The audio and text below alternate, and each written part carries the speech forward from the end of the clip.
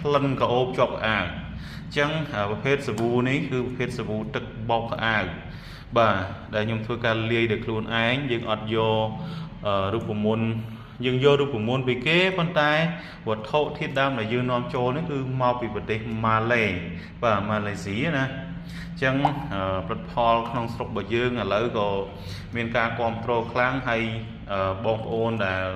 ម្ចាស់សិប្បកម្មដូចជា CEO មួយចំនួនគឺគាត់ខំប្រឹងព្យាយាមជាមួយនឹង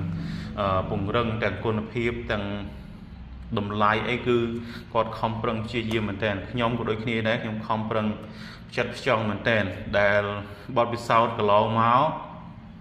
គឺពីមុនមកខ្ញុំធ្វើការងារផ្សេងទេប៉ុន្តែបន្ទាប់ពីគេមើលងាយយើងថាផលិតផលសំបីតែផលិតផលប៉ុណ្ណឹងក៏យើងនាំចូលពីប្រទេសគេដែរធ្វើឲ្យសេដ្ឋកិច្ចរបស់គេមានការរីកចម្រើនដែរអញ្ចឹងខ្ញុំក៏ងាកមកធ្វើការផលិតដោយខ្លួនឯងបាទខ្ញុំមិនទាន់បានចុះបញ្ជីពាណិជ្ជកម្មអីត្រឹមត្រូវទេក៏មិនទាន់ខ្លាយជាសិប្បកម្មអីដែរគឺយើងបើកជាលក្ខណៈគ្រួសារនៅឡើយទេគឺយើងធ្វើការ